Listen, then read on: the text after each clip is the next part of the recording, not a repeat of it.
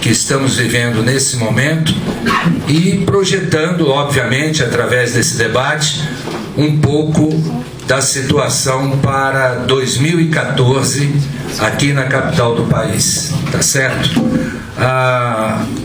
O modo de organização, salvo algum reparo que tenha que ser feito aí, que eu não lembro de todos os detalhes, como a comissão fez a organização do evento, mas nós teríamos 15 minutos, cada representante de partido, para apresentar seus pontos de vista, seu ideário, sua proposta, seus projetos. Em seguida, seria aberto ao público, para fazer o debate político sobre os temas aqui levantados e, ao final, esperamos dar sequência ou dar consequência a este debate, a essa troca de ideias diante da realidade do Distrito Federal. É importante que todos saibam que é um encontro histórico, porque é muito importante para a esquerda socialista no Distrito Federal que esse debate inicie com essa antecedência diante dos fatos que virão aqui no nosso Distrito Federal. Então, gostaria, em primeiro lugar, de passar a palavra ao professor Frank Svensson. O debate vai ser bastante objetivo. Nós, quando estiver faltando, professor, 5 minutos, eu aviso aqui, tá certo? E o senhor terá, então, esse tempo para apresentar as teses e o posicionamento do Partido Comunista Brasileiro. Tá bem? Muito obrigado, companheiro. Camaradas, companheiros e amigos, primeiro devo agradecer pelo convite de participar dessa reunião. Pelo que eu vejo, é uma bela oportunidade também, para mim, de rejuvenescimento.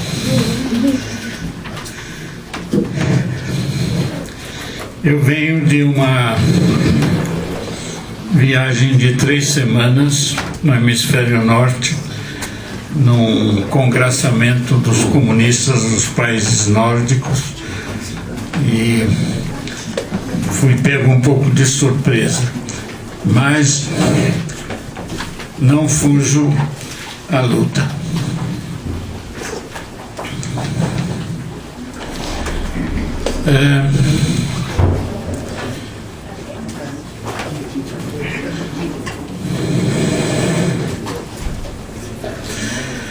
Nós vivemos um momento histórico, já se disse aqui, e o que mais o caracteriza é que é um momento de negação de negações.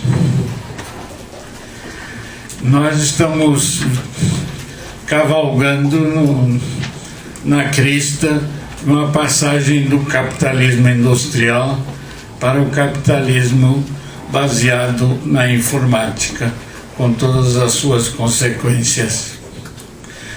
Isso não altera verdades esclarecidas nas primeiras negações de uma produção artesanal que foi negada por uma produção industrial, com consequências na formação da sociedade.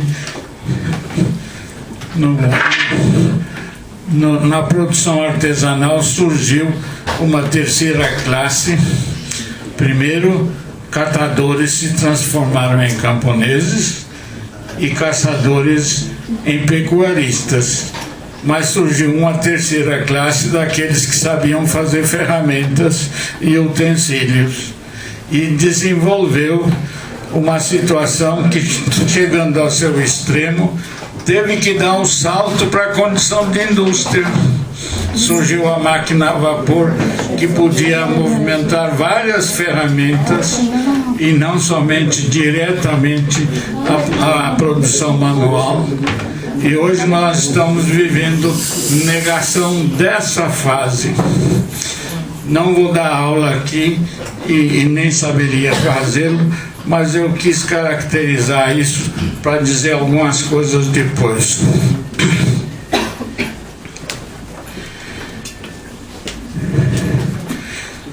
o que é que nós queremos de melhor e de próspero. No Partido Comunista Brasileiro, nós sempre tivemos clareza de que a atividade dos comunistas, seus membros, se dividia entre a atividade estritamente partidária e a atividade de frente ampla, em que forças sociais afins apresentavam pontos que nos podiam ser comuns na luta, mas isso não excluía a necessidade de continuar a atividade partidária, que, na minha opinião, é fundamentalmente uma intensa e ininterrupta busca da verdade dos fatos, da verdade da sociedade, da verdade dos fenômenos e assim por diante. Acontece que a verdade, ela não é alcançada em termos absolutos. Ela exige, para continuar sendo verdade, aplicação na prática que comprove e que altere as conclusões da verdade. Senão vira dogma. E dogma emperra o desenvolvimento da realidade. Nós estamos num desses momentos que não é para negar verdades, mas para averiguá-las quanto à aplicação, quanto às implicações de sua aplicação. E aí nós temos muito em comum.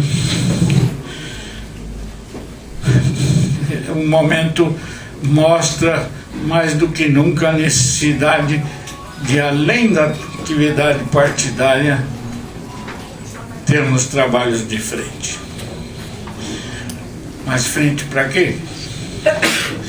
No caso do Partido Comunista, nós avaliamos, e eu digo isso traduzindo conclusões do Comitê Central e dos debates no partido, de que a relação capital-trabalho nesse país se desenvolveu não é o bom termo, mas avançou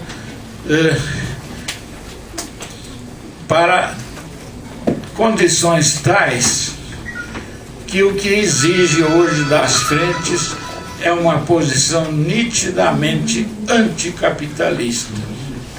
Já se foi o tempo em que nós fazíamos aliança até com a direita para obter anistia nesse país, ou com setores da produção da burguesia nacional.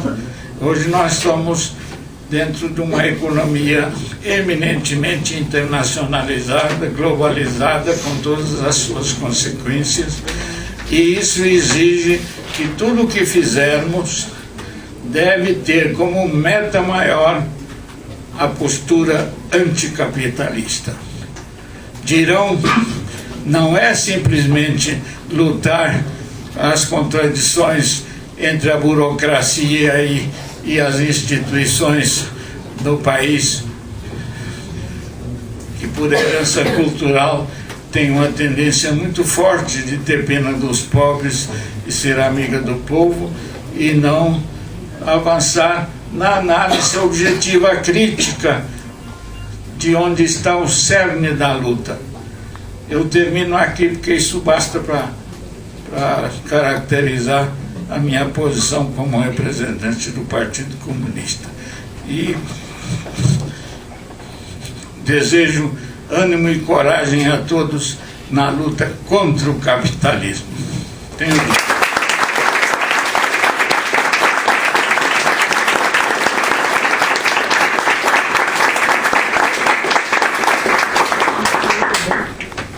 Agradeço ao professor Frank. Passo a palavra ao companheiro Rodrigo Dantas, representante do Partido Socialista dos Trabalhadores Unificado. Boa noite, companheiros, companheiras. Queria começar fazendo uma saudação a esse dia, uma saudação a essa iniciativa que pretende unificar a esquerda socialista, pretende unificar os lutadores e lutadoras da cidade e do país.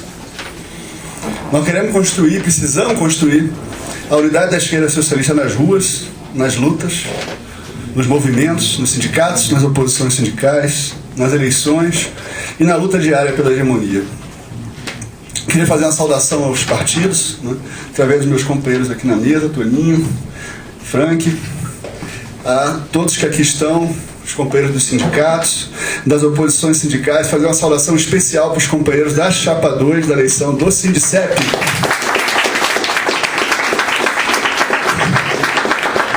Vai acontecer agora, no dia 6 e 7 de agosto, na semana que vem, uma importante eleição na cidade, né?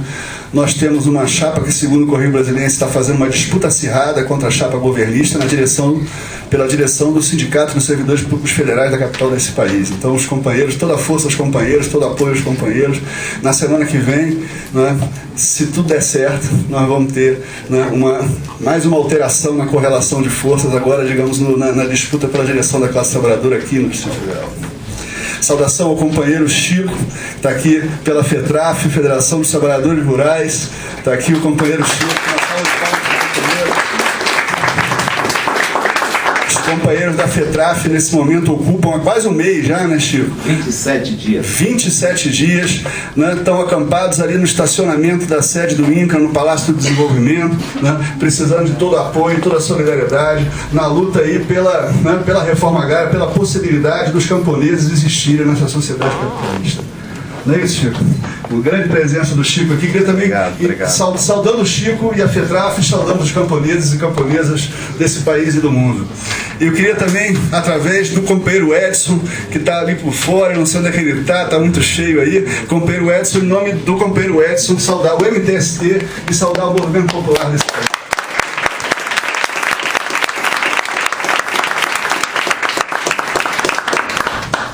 A unidade da esquerda socialista é uma exigência objetiva da realidade, que já se coloca há algum tempo e agora se colocou com muita intensidade e dramaticidade.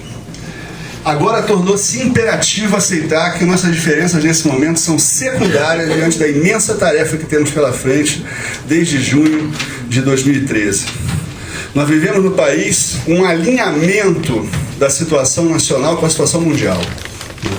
Se no Brasil as massas começaram a ir às ruas no mês de junho, em vários países do mundo, né, elas vêm tomando as ruas e as praças, né, construindo grandes greves gerais inclusive, né, em vários países. Né, em Grécia, Espanha, Portugal, Egito, a lista seria imensa. Né? Nós vivemos nos últimos anos as maiores manifestações de massa desde a situação revolucionária mundial dos anos 60 e 70. Isso vem, evidentemente, alterando a conjuntura mundial. Nós aprendemos, muitos dos que estão aqui, né? A maioria dos que estão aqui tem menos de 40 anos, fomos educados, né? Eu estou quase numa geração intermediária, porque eu ainda peguei um pouquinho do tempo anterior, quando era garoto, mas a maioria dos que daqui estão foram educados, anos a fio, né? Sob a compreensão de que o capitalismo era um sistema que não oferecia nenhuma possibilidade de construir uma alternativa. Que, portanto, nós teríamos que nos resignar a viver por todo sempre no horizonte do capitalismo.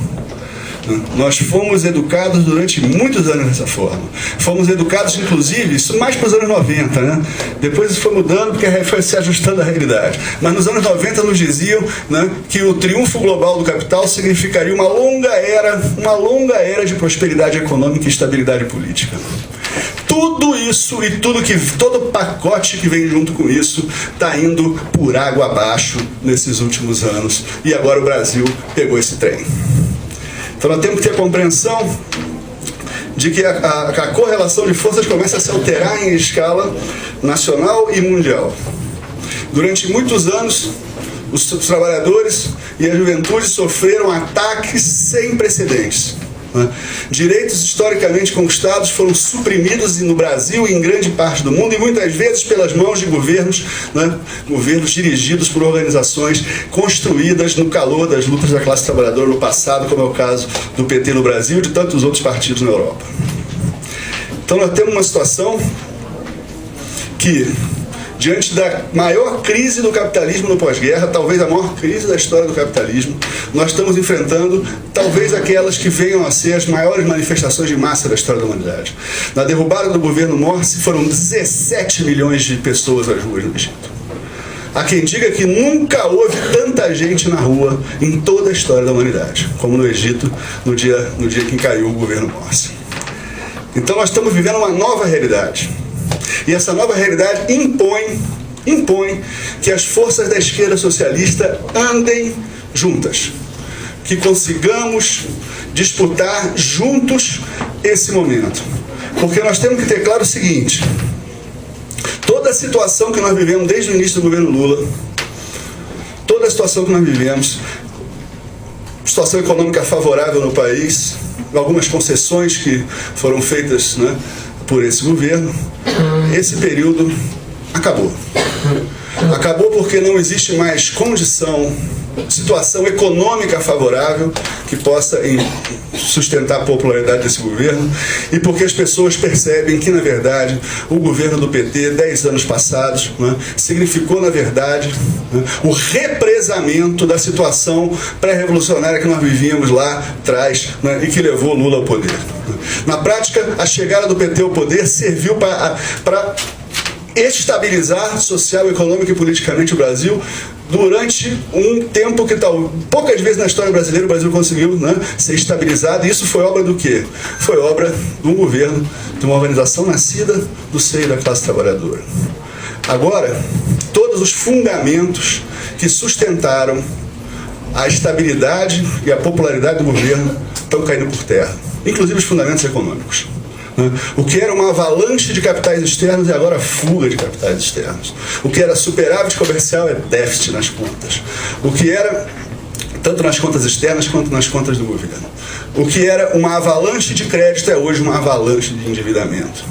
E todos os ganhos que foram obtidos durante esse período vão ser rapidamente corroídos, e vai ficar como herança o fato de que os capitais que aqui aportaram nos últimos 20 anos, né? Isso evidentemente fez com que a economia brasileira tivesse algum grau de crescimento, mas esses capitais já vieram aqui e já conseguiram comprar tudo.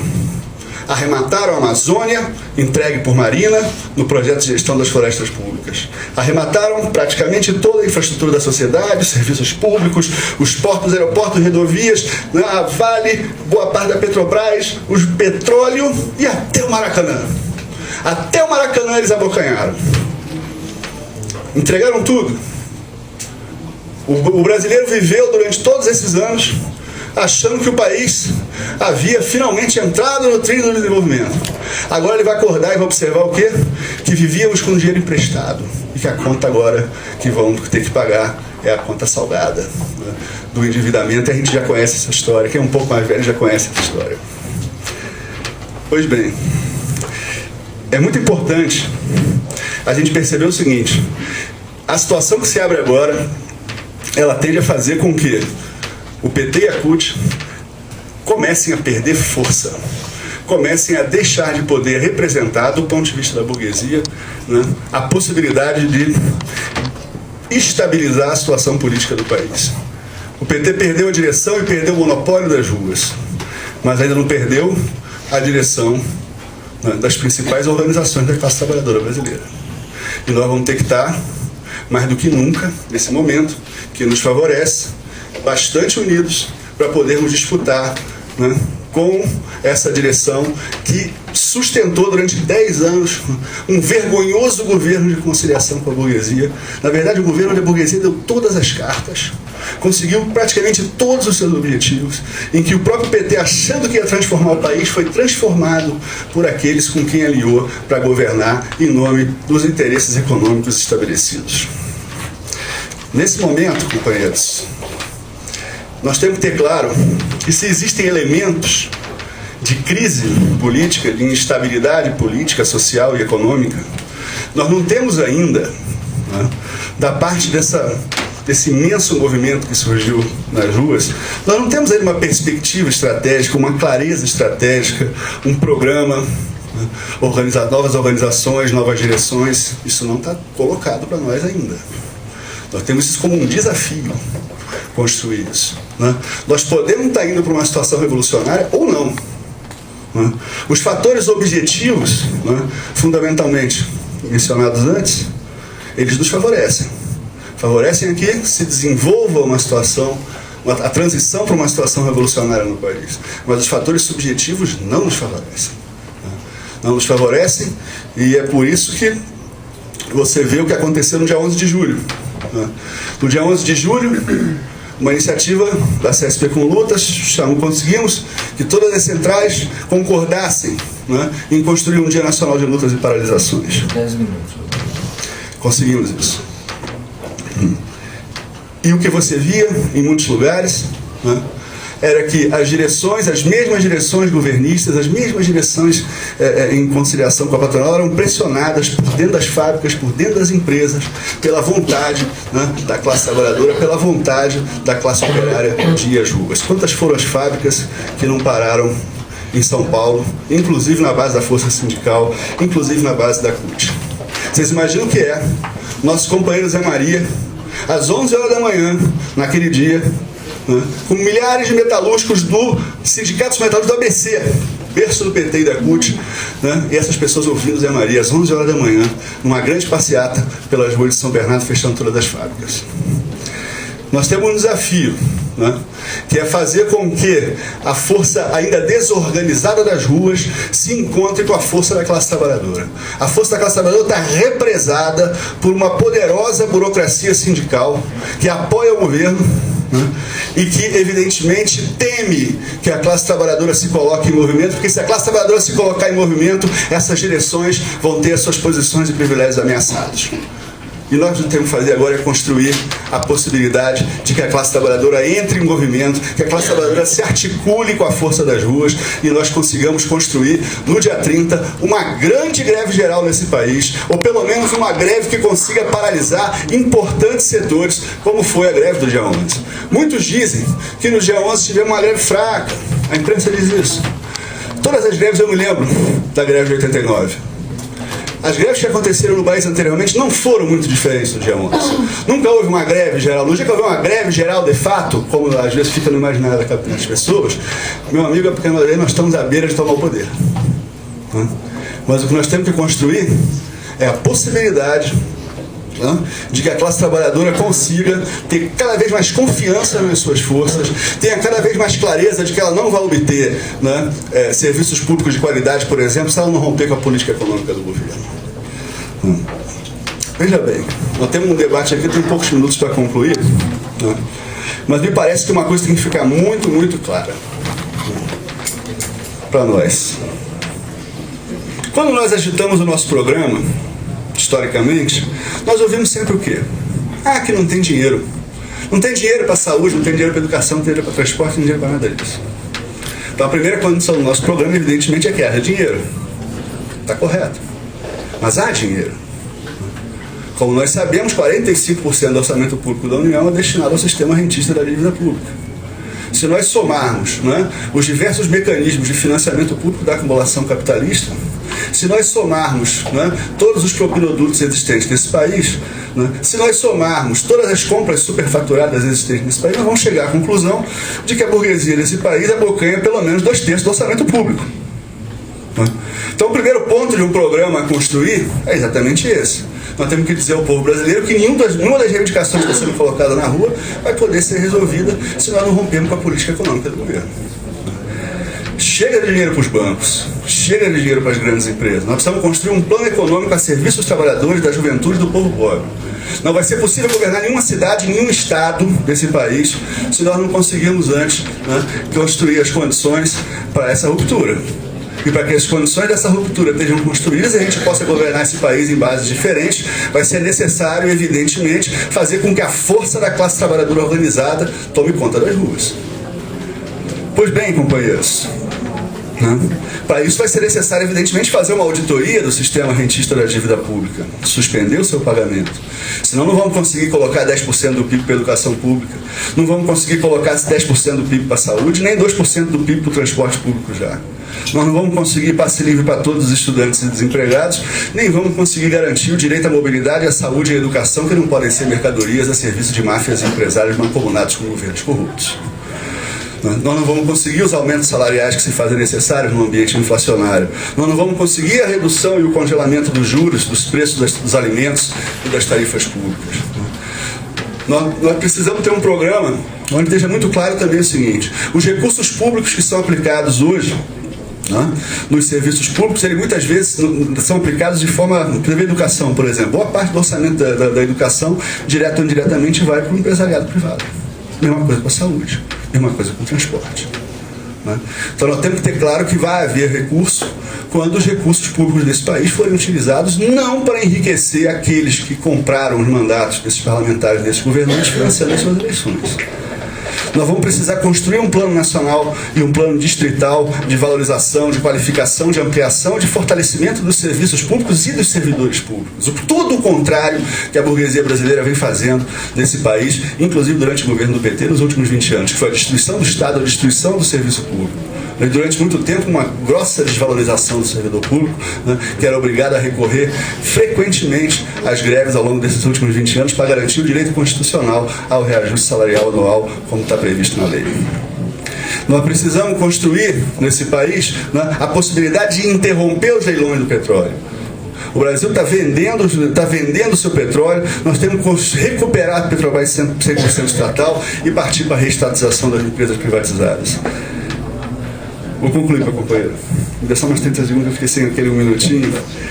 Nós precisamos, evidentemente, do fim da impunidade. Precisamos da expropriação dos bens de corruptos e corruptores. Precisamos de uma reforma política que retire do poder econômico o direito de eleger os governos e os parlamentares e de comprá-los e alugá-los para os seus próprios fins. Precisamos que o salário dos parlamentares, dos juízes, dos governantes seja igual ao dos professores e dos médicos. E que os mandatos sejam revogáveis, ou seja, que ninguém possa imaginar que o mandato lhe pertence. Que a qualquer momento os eleitores possam deseleger aqueles que elegeram, caso assim entendam necessário. Nós precisamos da desmilitarização das PMs. Precisamos do fim da repressão do genocídio da população pobre, negra, jovem e favelada. E precisamos acabar com essa hedionda infiltração policial nos movimentos. Temos que ter claro que precisamos incorporar no nosso programa a luta contra a opressão às mulheres, aos negros, aos homossexuais, a luta por trabalho igual e salário igual, porque aqui no Brasil não funciona assim, nem no mundo ainda não funciona assim. A luta contra a violência das mulheres pela criminalização da homofobia, a luta contra o genocídio dos negros nos bairros pobres, que é uma situação que vem afetando muito a juventude na periferia de São Paulo e do Rio de Janeiro. E afeta aqui também no Distrito Federal. Por fim, companheiros, uma questão muito importante para concluir.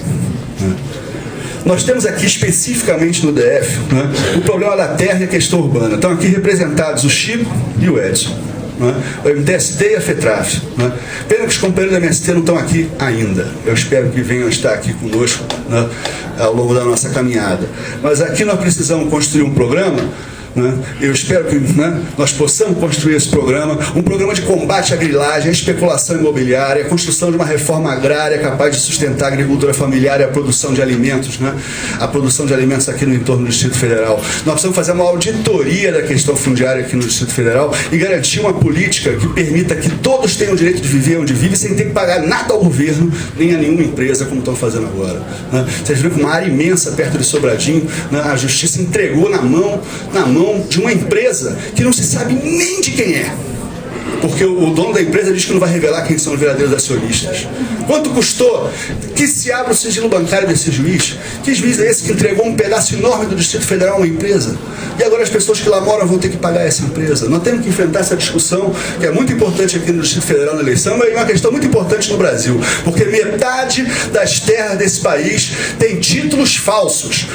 Vocês sabem que quando Getúlio Vargas, em 1932, para não falar de títulos falsos, em 1932 foi feita a primeira auditoria da dívida no Brasil. Sabe o que Getúlio Vargas descobriu nossa auditoria? Em 1932, tinha até um cartaz aqui que contava essa história, há um tempo atrás.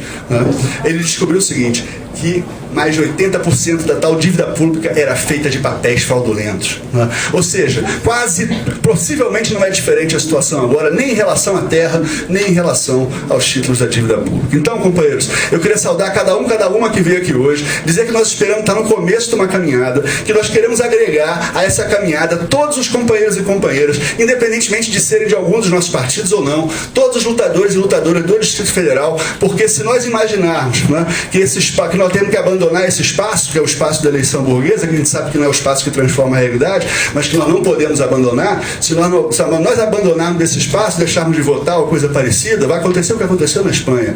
Ou seja, depois do maior levante da história espanhola recente, quem chegou ao poder? O Partido da Direita. Nós precisamos construir, sim, ter clareza que nós precisamos fortalecer esse polo nas ruas, nas lutas, nas eleições sindicais, nas eleições burguesas, caminharmos junto com muita unidade, né, porque o futuro nos pertence, companheiro. Um grande abraço a todos e a todas.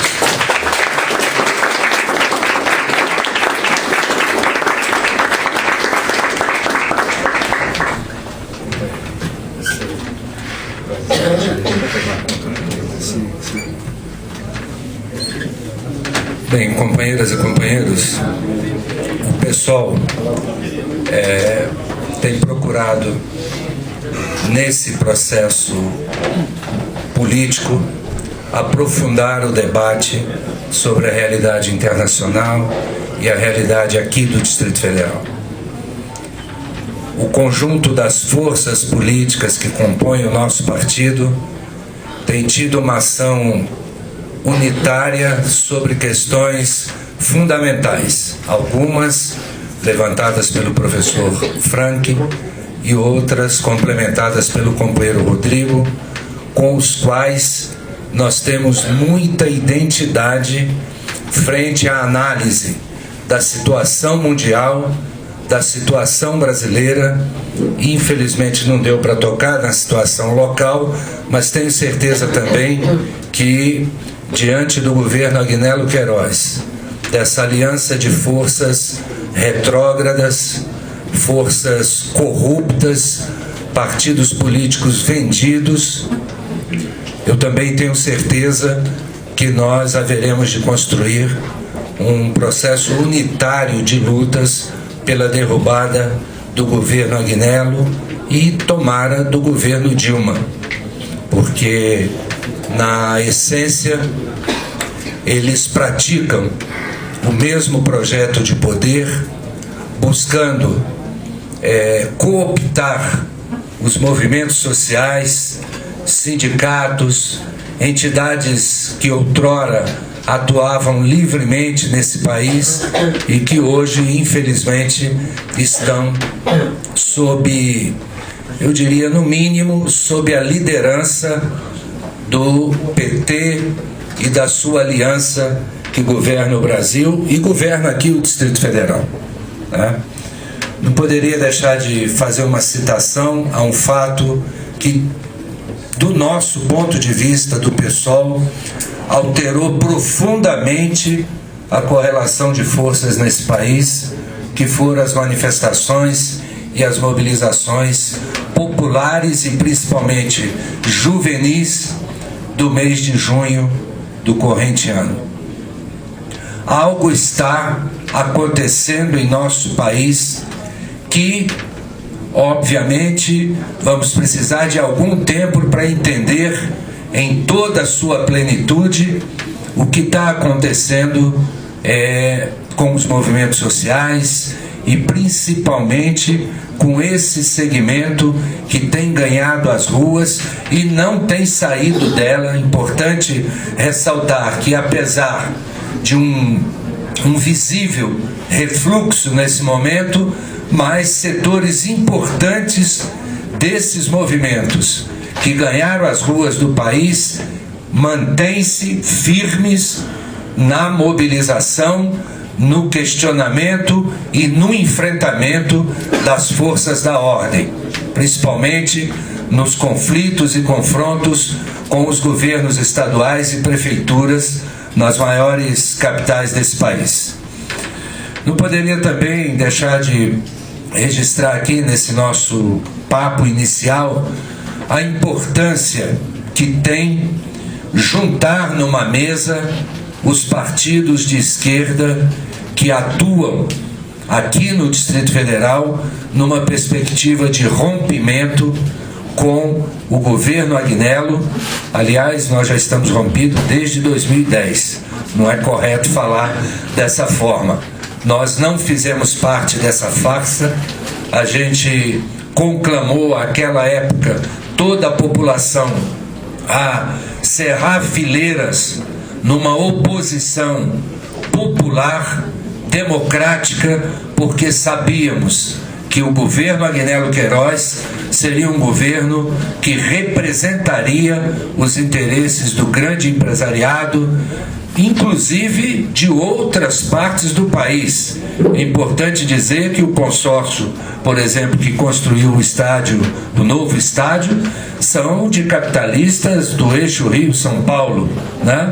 Que, associados a empresas locais, levaram essa fatia de 1 bilhão e 600 milhões de reais, que é o custo aproximado dessa obra. Certamente que Agnello Queiroz está com isso pagando as contas daqueles que financiaram a sua campanha em 2010. A milionária campanha que custou, segundo os registros lá do próprio TRE, o Agnello gastou cerca de 10 milhões e 700 mil reais.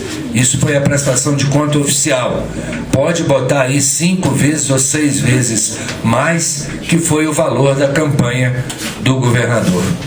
Isso significa que nós temos um governo que é fiel àquilo que ele pregou em 2010, um governo do empresariado, do capital, um governo da corrupção, da negociata, e que eu acho que o público que está aqui, os partidos políticos aqui reunidos, devem ter um compromisso de construir desde já unidade nas ações de confronto, de denúncia e de mobilização contra o governo Agnello. É gozado que nas manifestações de junho, por mais que tentássemos, todos nós, levar as manifestações para frente do Buriti, elas teimaram em ficar na esplanada dos ministérios. Mas isso foi um momento.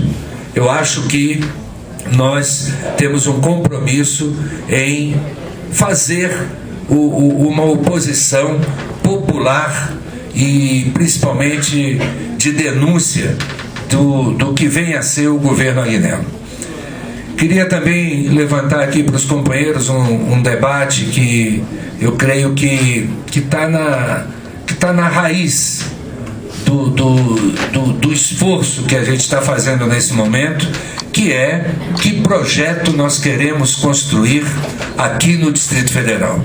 O companheiro Rodrigo listou vários pontos de um programa com os quais nós temos pleno acordo, Rodrigo, em relação às questões relacionadas aqui por você, para que conste de um programa das forças políticas de esquerda e socialista no Distrito Federal, especificamente recursos públicos para os setores públicos, os 10% para a educação, a questão relacionada à terra no Distrito Federal e, obviamente, em todo o país, a reforma urbana, que assume também um papel fundamental.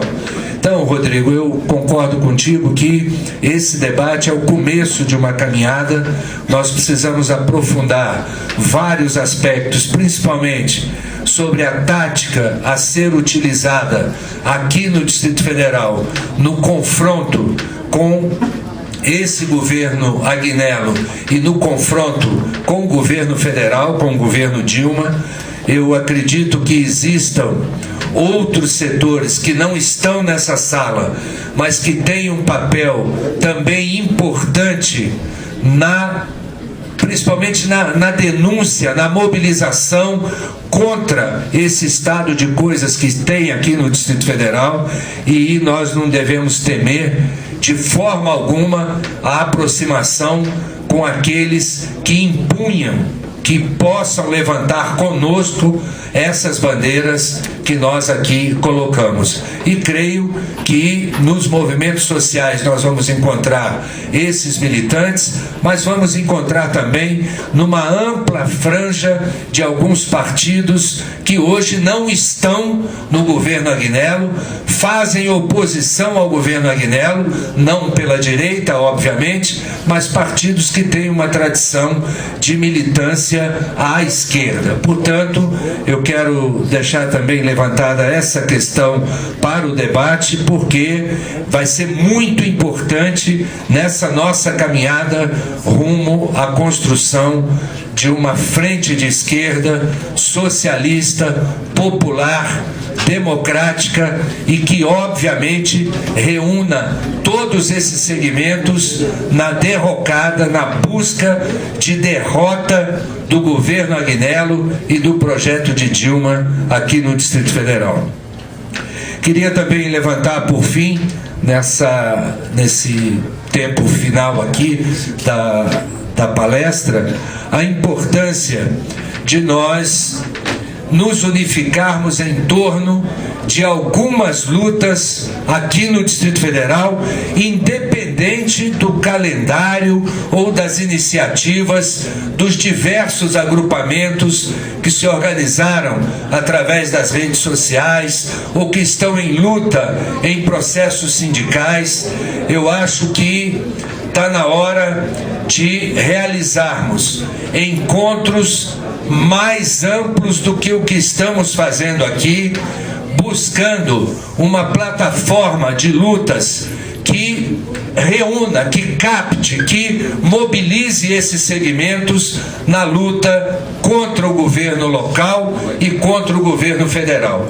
Eu acredito que é possível a essa iniciativa que hoje está aqui reunida fazer esse tipo de esforço para ampliarmos a nossa presença nas ruas do Distrito Federal. Porque senão é uma coisa óbvia: se nós não somos vistos, se nós não somos ouvidos, ninguém vai saber o que estamos pensando ou o que nós queremos apresentar para a sociedade no Distrito Federal. É uma questão importante, por incrível que pareça, mas nós temos muito pouco tempo para isso. O companheiro Rodrigo levantou aqui também, em nome do PSTU, a importância da luta em torno da reforma política. É fundamental, é estratégico para os nossos partidos o acesso, por exemplo, à rádio e à televisão. É estratégico que tenhamos o financiamento público de campanha. Nós não devemos temer essa discussão por causa de uma certa vertente que diz que eleição, e olha só, a vertente que defende isso tem alguma influência nesses movimentos de junho, né? De que o financiamento público é gasto de dinheiro público, é gasto do nosso dinheiro, etc. Balela.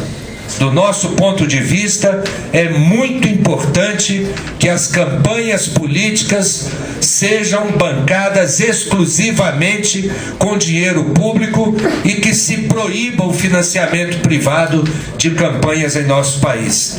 Esses temas da reforma têm uma importância muito grande. A tese da revogabilidade de mandatos pela população também tem uma importância nesse debate político que a gente deve realizar.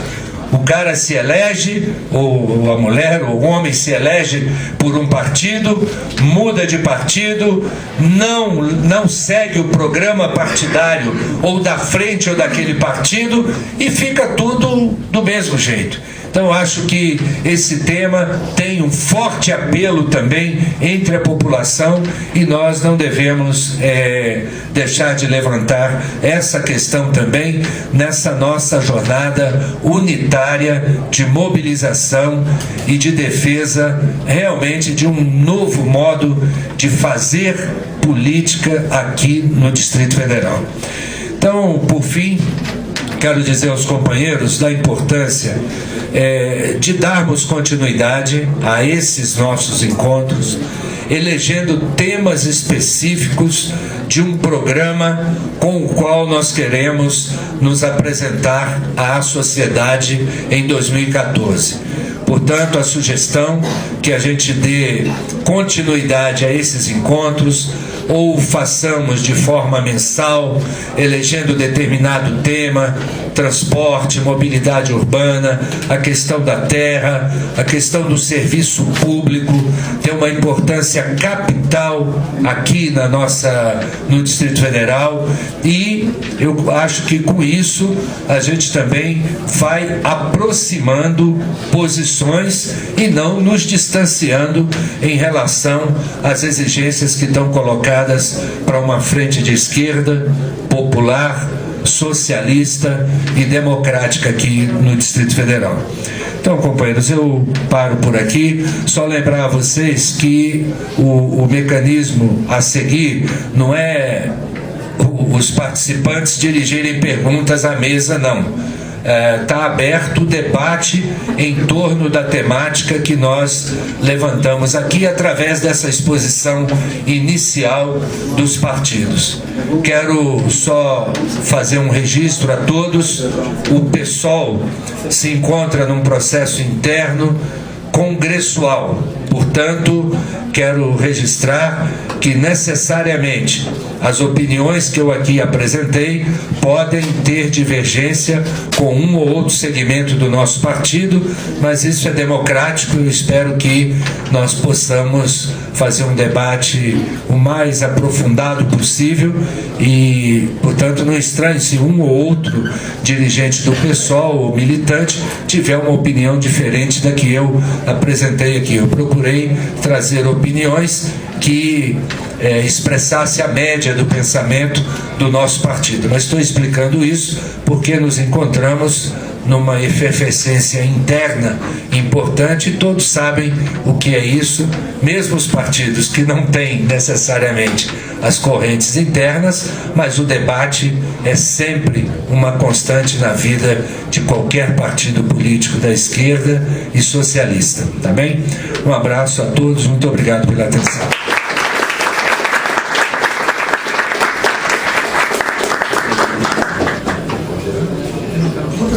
Comecei a pegar uma discussão.